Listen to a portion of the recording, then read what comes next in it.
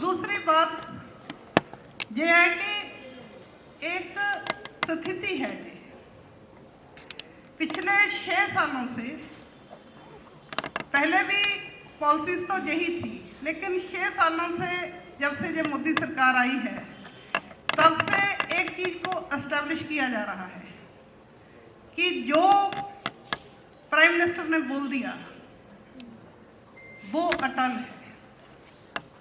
जैसे वो कोई इलेक्टेड लीडर नहीं है, वो कोई तानाशाह है, राजा है, उनकी जबान से निकली हुई हर चीज़ एक कानून है, ऐसा माहौल बन रहा था।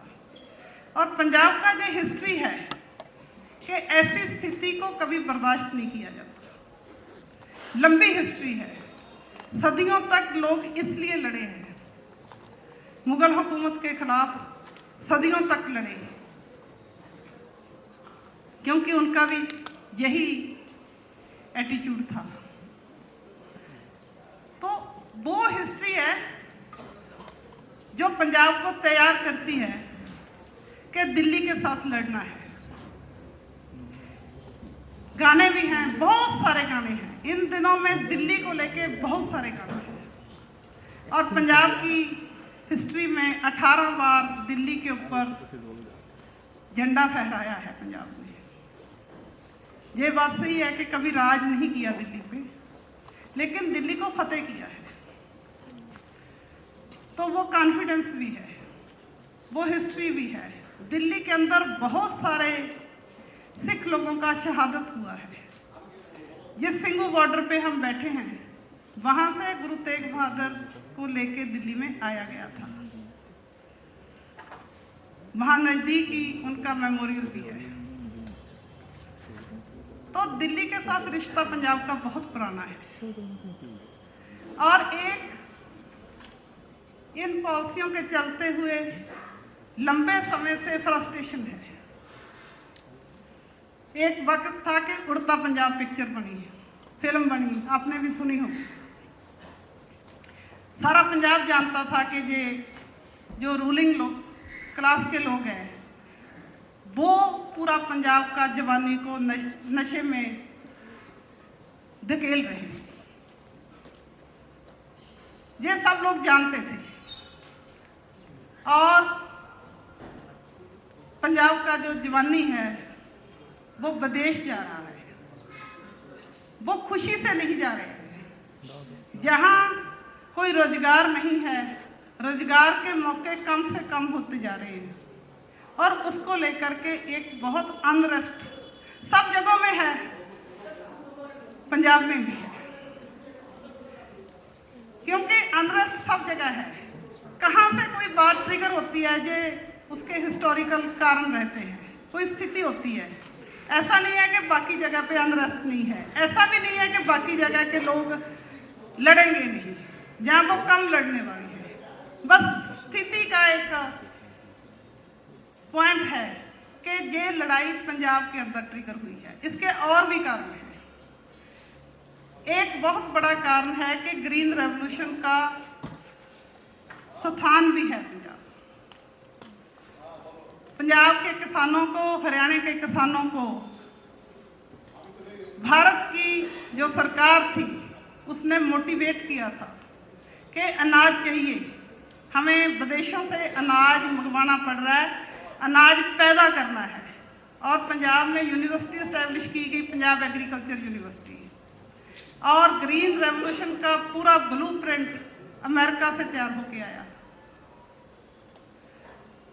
उस ग्रीन रेवोल्यूशन ने अनाज की पैदावार को बहुत बढ़ा दिया, इतना बढ़ा दिया कि सरकारें उसको खरीद नहीं पाती। लेकिन जिन किसानों ने उस अनाज को पैदा किया, उसका हालत हो गया कि वो खुदकुशियां कर रहे हैं। और जो खेतों में काम करने वाले खेत मजदूर थे, उनका खुदकुशियों में प्रतिशत 53% है, क्योंकि उनके लिए मिनिमम से मिनिमम, मालकी तो है ही नहीं है, 8% मालकी है। मिनिमम से मिनिमम जो भी मौका था खेती में, ये ग्रीन रेवोल्यूशन के दौर में वो खत्म होता गया है। और आगे पैर रखने के लिए कोई जगह नहीं। तो 53% टोटल जो सुइसाइड हो रहा है फार्मर्स का पंजाब में, उसमें दलित जो खेत मजदूर है उनका हो रहा है। ग्रीन रेवोल्यूशन ने 2-3 चीजें की हैं। खेती में बहुत वाइटल चीज है बीज। जो ट्रेडिशनल हमारा बीज को सुधारने का तरीका था वो ग्रीन रेवोल्यूशन ने खत्म किया है और हाइब्रिड सीड दिया जो हम मार्केट से लेके आते हैं। खाद दी, जो हमारा नेचुरल खाद था उसको बदल करके यूरिया, DAP, ये वो सब खादें आ गई हैं। जो हाइब्रिड सीड है उसके साथ बहुत सारी बीमारियां हैं। उन बीमारियों के लिए पेस्टिसाइड आ गए हैं, इंसेक्टिसाइड आ गए हैं। तो ये सब जो पूरा खेती का एक नेचुरल जो सिस्टम था उसके अंदर बहुत बड़ा तब्दीली कर दिया ग्रीन रेवोल्यूशन ने। खेती के ऊपर खर्चा कई गुना बढ़ गया, लेकिन फसलें कम रेट में बिक रही हैं। जो ट्रैक्टर है पंजाब में जिसको 1000 घंटा चलना चाहिए, ये बहुत साल पहले यूनिवर्सिटी ने बोला था। उसके बाद ट्रैक्टरों की गिनती और बढ़ी है, जमीन उतरी हुई है। पंजाब का ट्रैक्टर 300 घंटा काम कर रहा है, उसे 1000 घंटा काम करना चाहिए। इसका मतलब क्या है? इसका मतलब ये है कि इतने ज़्यादा ट्रैक्टर किसानों ने खरीद लिए हैं कि वो उसकी किश्त नहीं उतार पाते, उस ट्रैक्टर को पूरा काम ही नहीं मिल पाता। तो कैसे किसानों ने खरीद लिए ये ट्रैक्टर? अगर इसके अंदर जाते हैं तो पता चलता है कि ट्रैक्टर के ऊपर लोन बहुत आसानी से मिलता है। ट्रैक्टर इसलिए भी खरीदा जा रहा है कि पैसे की जरूरत है, ट्रैक्टर का लोन कराएंगे, ट्रैक्टर खरीदेंगे, उसी दिन मंडी में ले जाके 1-1.5 लाख सस्ता करके बेचेंगे। ये जो लोन चढ़ रहा है, ये जो पैसा है वो हॉस्पिटल में खर्च हो रहा है, वो घर में खर्च हो रहा है, वो जरूरी जीवन की जो जरूरी चीज़ें हैं उनके ऊपर खर्च हो रहा है। वो लोन कभी उतरता नहीं है। ये जो चीज़ हुई है, ग्रीन रेवोल्यूशन का फेलर जहाँ है, क्योंकि ग्रीन रेवोल्यूशन का पूरा प्लान कंपनियों को फायदा देने के लिए किया गया था, किसानों का जीवन स्तर ऊंचा उठाने के लिए नहीं किया गया था। ये मॉडल फेल हुआ और सब बोलने शुरू हो गए कि ग्रीन रेवोल्यूशन का मॉडल फेल है। तो ये उसका नेक्स्ट किस्त है, ये जो तीनों कानून है। ये जो मल्टीनेशनल और कारपोरेट्स हैं उनके द्वारा पहले इंडस्ट्री को काबू किया गया था, फिर ग्रीन रेवोल्यूशन के जरिए खेतीबाड़ी के अंदर घुसा गया था, फिर सर्विस सेक्टर को खत्म किया गया है।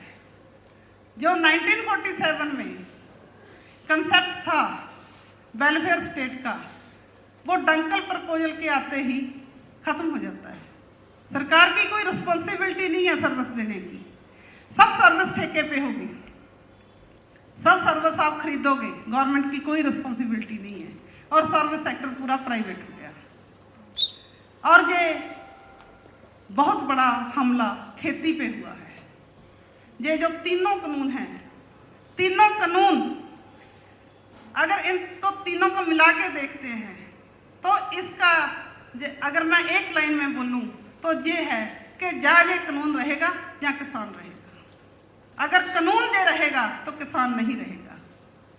वैसे भी गवर्नमेंट के लोग बोल रहे हैं कि खेती में लोगों को कम करना है। अगर पंजाब और हरियाणा गेहूं और चावल, धान बीजना बंद नहीं करेगा तो हिंदुस्तान की इकॉनमी बचेगी नहीं। ये नितिन गडकरी बोल रहे हैं। इसका क्या मतलब है? क्यों पंजाब और हरियाणा गेहूं और धान ही बीजना चाहता है? क्यों बोल रहे हैं? क्योंकि उसका एक फिक्स प्राइस है, उसकी एक मंडी है, उसका एक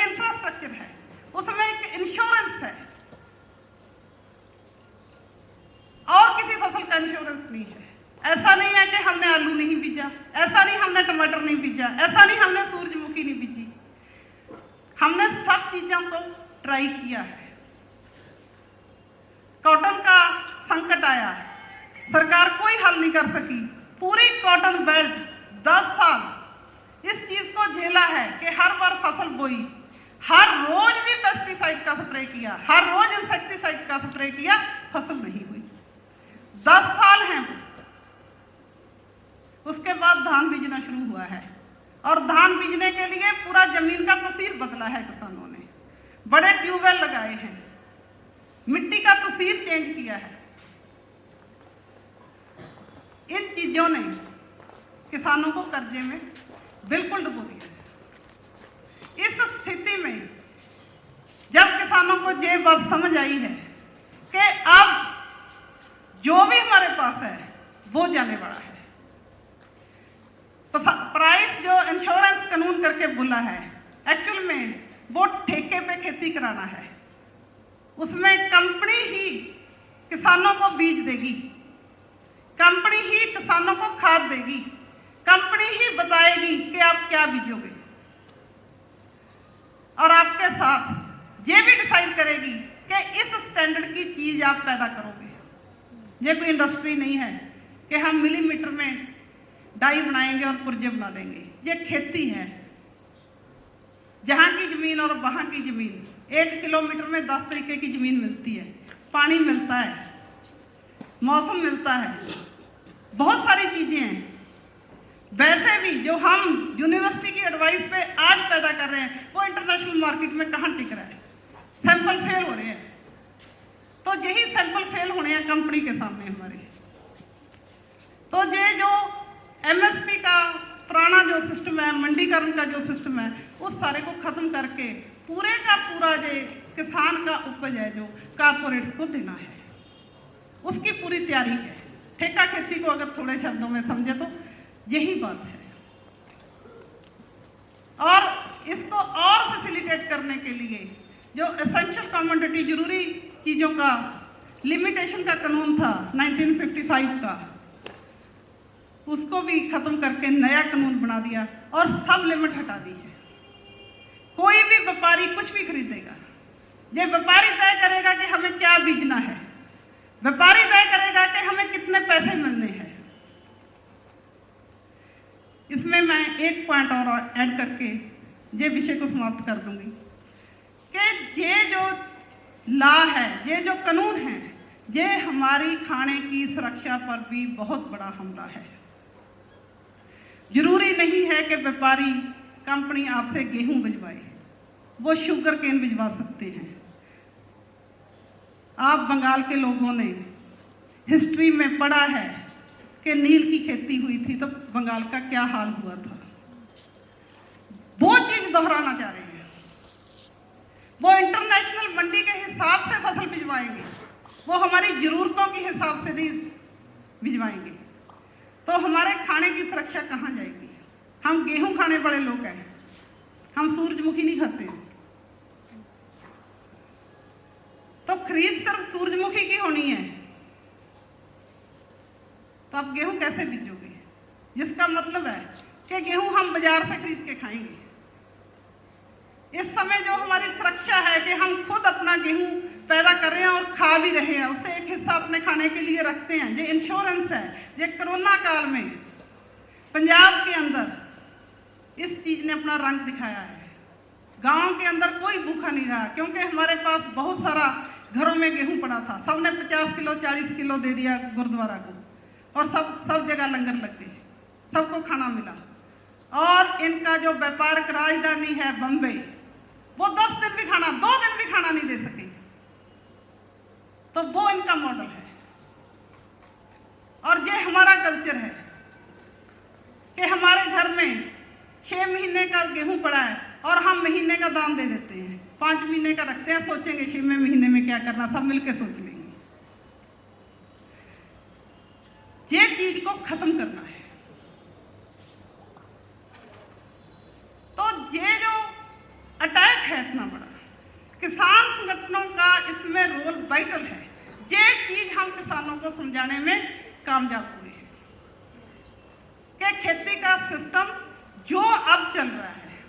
वो नहीं रहेगा। आप कंपनियों के सामने स्टैंड नहीं कर पाओगे।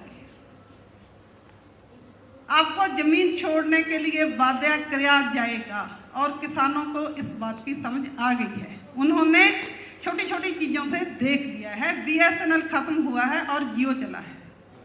सरकारी स्कूल खत्म हुआ है, प्राइवेट स्कूल चला है। सरकारी नौकरी खत्म हुई है, प्राइवेट नौकरी चली है। यही वजह है कि टेबल पे जब मिनिस्टरों के साथ बातचीत हुई है तो टेबल पर किसान संगठनों ने सेंटर की गवर्नमेंट, उनके मंत्री, उनके IAS अधिकारी सबको हराया है बुरी तरीके से। वो हार चुके हैं टेबल पर। उनके पास कहने के लिए कोई दलील नहीं है। वो किसी तरीके हमें बता नहीं पाए कि किसानों की आय कैसे दुगनी करेंगे। टेबल पे वो चुप हुए हैं। ये जो चीज थी कि पंजाब का जो कल्चर है वो लैंड के ऊपर खड़ा है। अगर लैंड नहीं रहेगी तो पंजाब नहीं रहेगा। यही वजह है कि पंजाब का आदमी जहां कहां भी था, वो दुनिया के जिसमें कॉर्नर में था, वहां से आवाज उठा दी है। वो इस चीज को समझ पाए हैं। वो दूसरे मुल्कों में ऐसे कानूनों को लागू होते हुए देख चुके हैं। वो बिहार के किसान की हालत जान चुके हैं। बिहार का किसान जो जमीन का मालिक है वो पंजाब में जाके मजदूरी कर रहा है। ये चीजें हम समझते हैं। हम नहीं चाहते हैं कि बिहार का किसान जाके पंजाब में मजदूरी करे। वो बिहार में अच्छे से जिंदगी जिए, हम ये चाहते हैं। हमने ये चीजें बोली हैं। यही कारण हुआ है कि पंजाब उठ खड़ा हुआ है। इसमें जहां आके हिस्ट्री का पॉइंट आता है। हिस्ट्री का पॉइंट यही है कि जब भी कोई ऐसा हुकूमत आया है जो लग रहा है कि इसको कोई चैलेंज नहीं कर सकता, तो पंजाब उठता है। एक लंबा हिस्ट्री है और वही हिस्ट्री है जो मोटिवेट कर रहा है। इस स्ट्रगल ने पंजाब के जो मेन स्ट्रीम के सिंगर थे उनको धरने में बिठा दिया है। वो किसानों के गाने गा रहे हैं। हम बहुत लंबे समय से उनकी आलोचना करते थे कि आप अच्छे गाने नहीं गाते हो, आप अश्लील गाने गा रहे हो। आज सब लोग किसानों के गाने गा रहे हैं और इस स्ट्रगल को उठाने में उनके गानों ने अहम भूमिका निभाई है। आज पंजाब के बड़े कलाकार, फिल्मी हस्तियां, पेंटर, डायरेक्टर सब धरने में हैं। पंजाब के अंदर नारा चला है, सवाल सिर्फ फसल का नहीं, नस्ल का भी है। ये जो स्थिति है, ये ताकत है